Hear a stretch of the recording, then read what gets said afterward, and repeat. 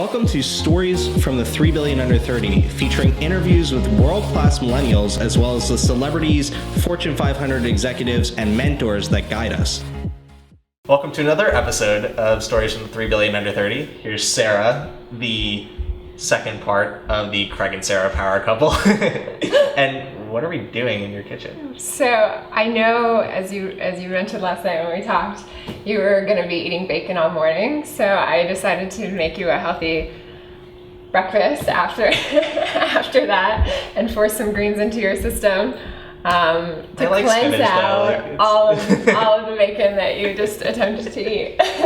So welcome to our apartment. I'm so excited to have you. What do we have here? So we're making a green smoothie, in case you can't see, with lots of superfoods and just a really healing a breakfast that's great to start out every day. And is this how you start most of your mornings? Yeah, so I usually have a smoothie to 2 smoothies every day, lots of greens, as Craig sometimes says. Like when we were at dinner, he's like, if she doesn't get her 50 greens, I'm not the happiest person, which obviously kidding, but yeah, I eat a lot of greens every day. By the way, they have like the healthiest and also the most tasty dinner parties at this place. It's like kale salads, but the most tasty kale salads. It's better than the plate of bacon that I had this morning. Thank you. Yeah, we're really focused on health and wellness in this house. Why though? Like, I mean, yes, you guys are both, powerhouse entrepreneurs. You have a certain lifestyle design that goes with your traveling and your life, but why has health and wellness become so important to you? Yeah, so my backstory is basically my father 13 years ago had cured cancer with alternative medicine, and basically he saw the power of food in his own life. So he was diagnosed with kidney cancer. It was spreading, and basically he decided to not go the Western route and really embrace this idea of food as a healing modality. And so basically what happened was we hired in a vegan chef. She came and cooked every day. We brought in tons of supplements. We really began to look at how to alkalize the body and how to really create a healing space within him. And within 7 months, the cancer was completely gone. Wow. Which was like life-changing for me, and basically really started this spark inside myself that really was like, I have to know more about this. Like, why is he healing from cancer? How did he do it? Why do people not know about this? When was this in your age timeline? So it was when I was in high school. Okay. And long story short, I really just, began to become obsessed with the healing power of food. But at that time, I was also scouted to become a model, so I was working in the fashion industry and having these really high demands of being skinny, and I was unaware of the programming that was going on in my own body. So that's like a very unhealthy industry. I was trying to balance the party life and going out and being skinny with being holistic, and I would party all night and then get up and take wheatgrass shots and go to yoga at 7 a.m. and think that was okay, because I was using everything I was taught, but still, it wasn't healing myself, and I ended up in the ER, 108 pounds, being told, if you continue in this way, you're gonna die. And I remember at that moment I was thinking, how do I have all this knowledge of food, but yet this disconnect with food, and how have I become so sick myself? And it was this huge wake-up call, and I remember being extremely saddened by the fact that I had all this knowledge. I had taken all these different certifications, studied hundreds of books, but yet I was sick. And so I had to take 2 years to really go back and restudy reprogramming techniques and meditation, and why subconsciously I had created these patterns within myself to feel like I had to be a certain size, and where had it come from, and the aspects of the fashion industry that weren't serving me. So I packed my bags, put everything on a backpack, traveled overseas, backpacked for 1.5 years, studied everything I could about mindfulness, hired a coach, Chandresh from Breaking Rules, who is incredible. And he really helped me just find my way and find my truth. And so today that's what I do. I teach people not nutrition, which has become part of my life. It's kind of secondary to what I teach, which is the mindfulness, the meditation, looking inside yourself. So this symbolizes like the gateway drug to get everyone who's conscious that they need a health and wellness change, but isn't doing it in a way that you see as holistic and changing or like life changing? Well, This is like the gateway drug. It's like, cool. I appreciate that you have some blueberries and strawberries on your table, and you got some spinach there. You got some almond milk. Let's take it to the next level. And the reason for that is we can, I can tell you kale is an incredible healing plant. I can tell you should be eating. I can tell you should be juicing every day. I can tell you to be doing all of this and go to the grocery store and pick up your things and give you the list and give you the protocol. But if you don't have it in yourself that you want to live and have that inner inspiration, then like none of this matters, because you're not going to do it. You're going to put it in your fridge. I hear so many people that come to me that, I've been on 20 different protocols and none of them are sticking. And I'm like, where is it within yourself that is creating the pattern where it's not sticking? Like, kale is good for you. These green juice. You should be taking these supplements. About functional medicine and integrative medicine. And I can send you the best doctors in the world. I have these partnerships, but yet until you reprogram the thinking where you want to be inspired to live and be healthy and happy, none of that matters. So we have to kind of take a step back and start with that. And then usually after that, we bring in the nutrition. So it's kind of a different approach than most coaches. Right. And nutritionists that start with the food. So we're back, because I needed to get a spoon and eat this, because it's delicious. Delicious almond butter. But so if nutrition isn't the way to start, or it isn't the whole part of the story, what is the package? What should we be doing instead? Yeah. And how did you come to learn about that practice? How did you come to learn about it, then practice it, then like share it with the world? Share it with the world, yeah. As I do this. Yeah. So I just used a very simple protocol myself. I was meditating twice a day. Is it weird that I'm eating almond butter while I'm interviewing you? It's for you, so of course it's fine. So long story short, I designed this protocol around healing myself, and then I just took my notes and I was applying it to other women that were coming to me. So a lot of women in the fashion industry, a lot of bikini models, a lot of competitors in that industry were reaching out to me and saying like, wow, you look so happy now, you've changed, what did you do? And I started just kind of as a friend, and then I opened my practice eventually, but I was kind of just saying, well, this is the steps that I was doing, and women were really healing themselves within 6 to 8 weeks. They stopped binge eating. They were the anxiety around food in their bodies was decreasing, and it was the 6 to 8 week window of this protocol that I had used for myself. So basically it was consistent meditation every day, quieting the mind, reprogramming thoughts around even the kitchen, and meditating in your kitchen, and how do you want to feel here, how do you want to feel in your space, looking at every area of your life, not just food, looking at your relationships and your career and how those were impacting your body and food, and how your relationship with those two things. And then I started putting everything that I did. So every day I would have a new affirmation, and I would say it over and over again. I would start doing visualization techniques. Can you give us like an example of what affirmations you were using?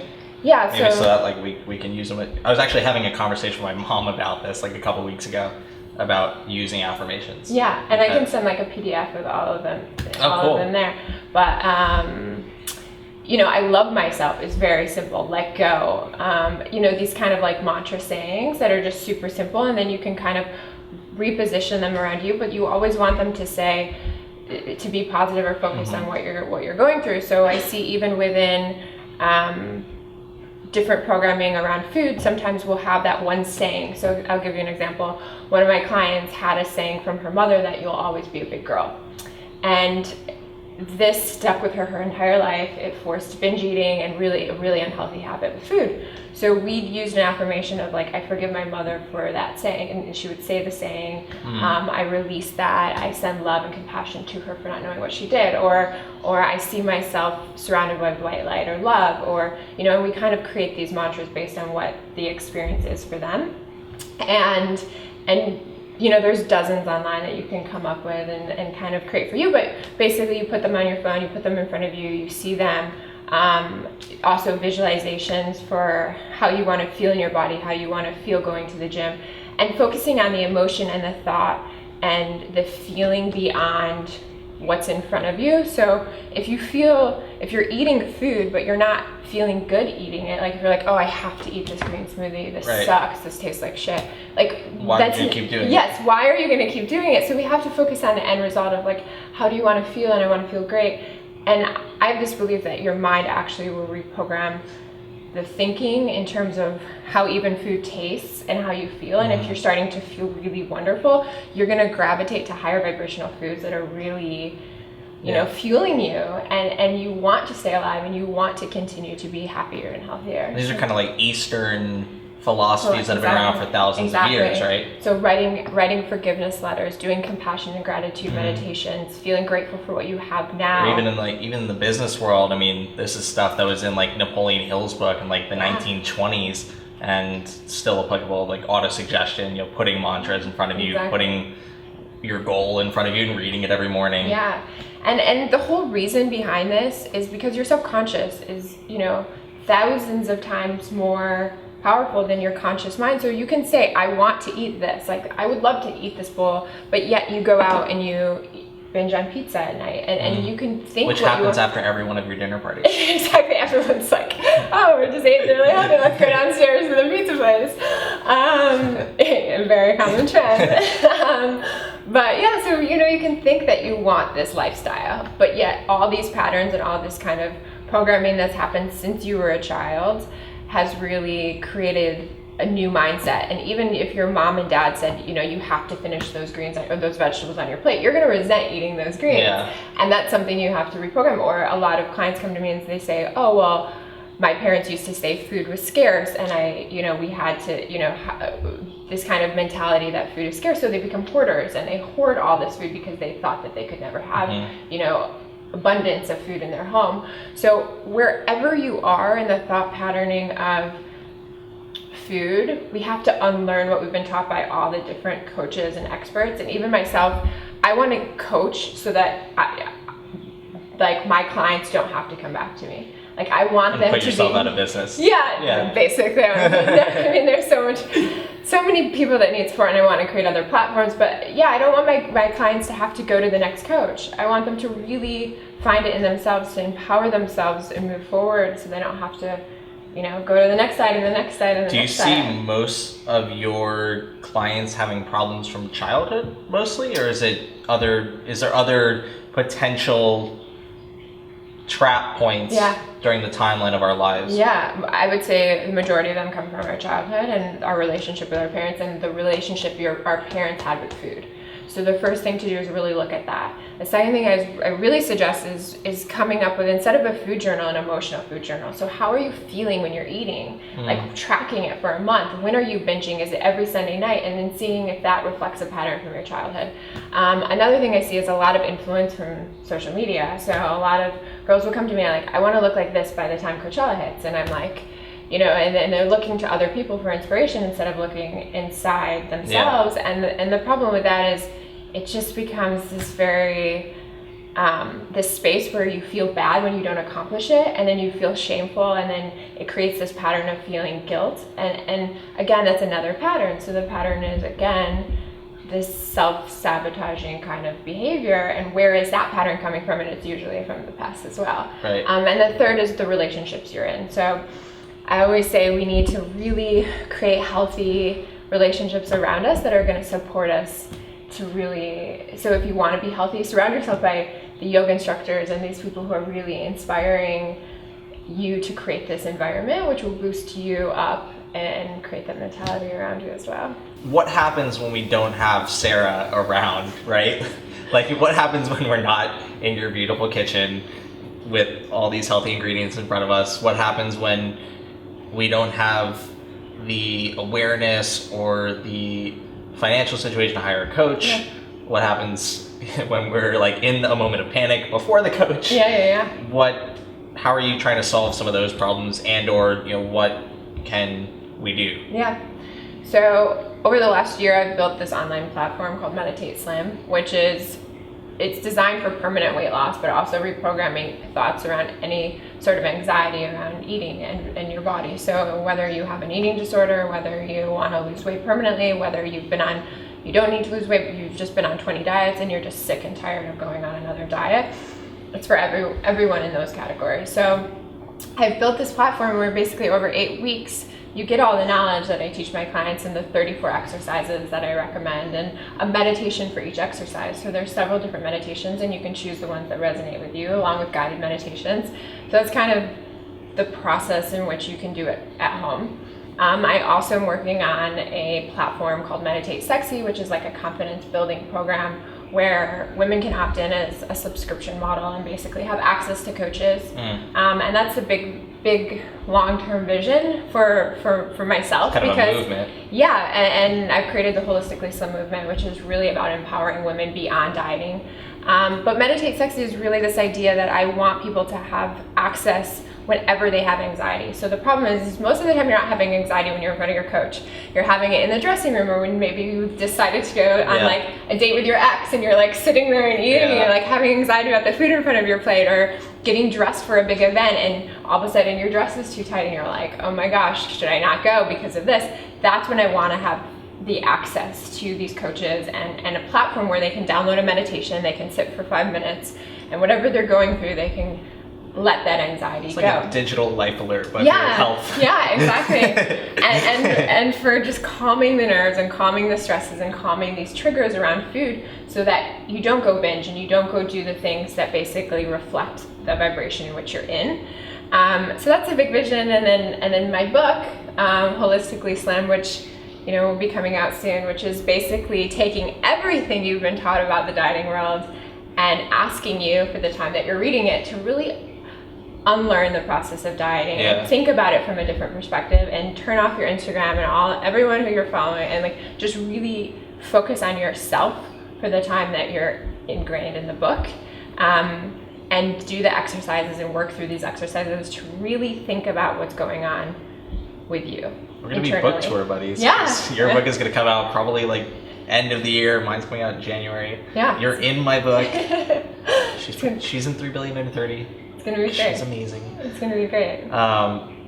What would you want us to take home from this conversation? If we could do one thing, or if we can do your top 2 or 3 things, what's very practical as a next step? Yeah, I mean, meditation has become this huge movement. And 12 years ago when 13 years ago when my dad cured cancer, it was very unheard of. And we were doing yoga classes in our basement and people were like thinking we were woo-woo, And now today there's so much availability in terms of meditation. You can go to meditation classes and you can go to workshops and you can download them on your phone at any moment. So get off of social media for 5 minutes and meditate. Like, open yourself up to your internal awareness and the power of yourself, and just detach from everyone else. I know I'm like putting myself out of business, but I keep telling people to like detach from everyone else, but it's so true, right? It's like we have to really find ourselves. And I know even with your own journey,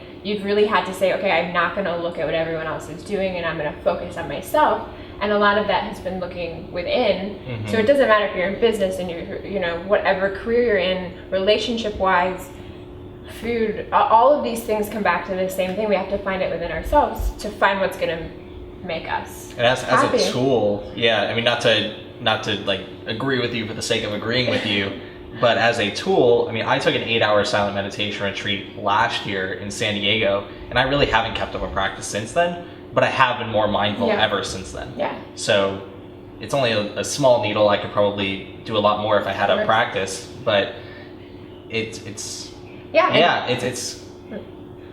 kind of proven at this point. And it's not even proven. It's proven scientifically, and there's hundreds of now case studies. And 5 minutes will turn into 10, which will turn into 20. And now I do 20 twice a day.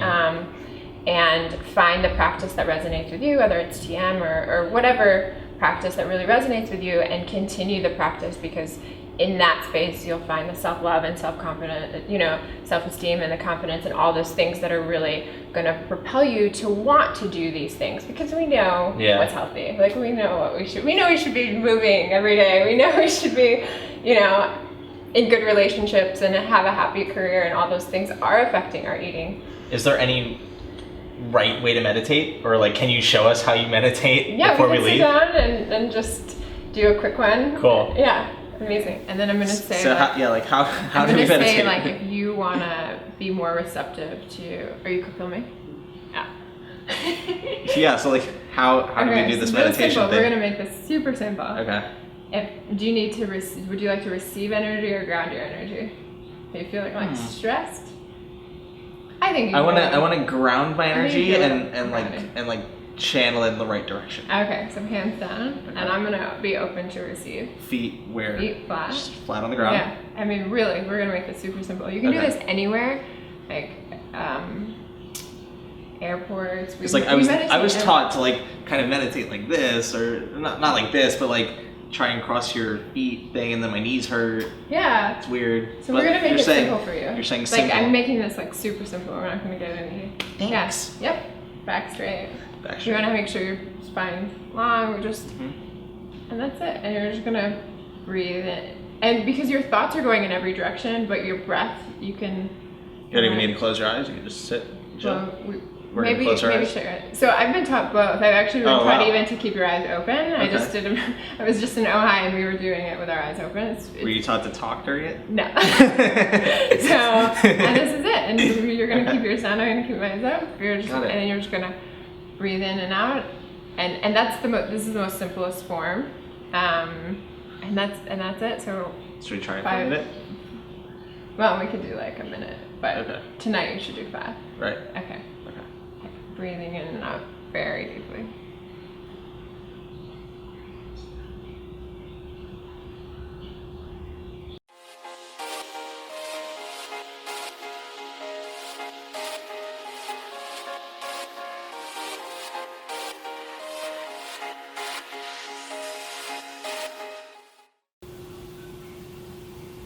Feel calmer? I mean, you can also keep your eyes slightly open. You can, a lot of people, I do suggest using a back of some sort to keep your back straight if you're building these muscles and you haven't done it in a while. I also have, a meditation pillow, and I do sit on that. So there's several ways. You have to find out what resonates with you, but I really recommend taking at least 5 minutes and using it. You can use a meditation app like Headspace, and also finding a program that works for you. So, take a course. I recommend Ziva Meditation and TM are both wonderful for, building this practice. And they have their own method. Yeah. Emily's amazing. If you want to learn the basics of Meditation 101, she is the person to go to. So, perfect. Cool, thank you. Awesome. So tell us where to find out more about you, where can we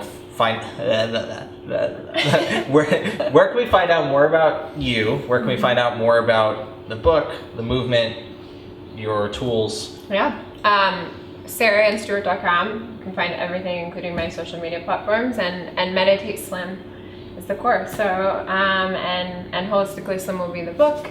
So you can just go to SarahAnneStewart.com and get all the information there. Pow, pow, pow. Super simple, one step. Cool. Thanks so much for your time. Thank you, guys. Thank you for coming. Of course. Always the best having you here. When's the next dinner party? Next week. Thank you for watching another episode of Stories from the 3 Billion Under 30. Now, if you want to see more stories from the 3 Billion Under 30, we actually have a book coming out in January called 3 Billion Under 30. And if you go and click the link in the description below, you can get 3 free stories from the next book right now. Not in January, now. So check it out and follow the rest of the web series in order to see more interviews just like this one.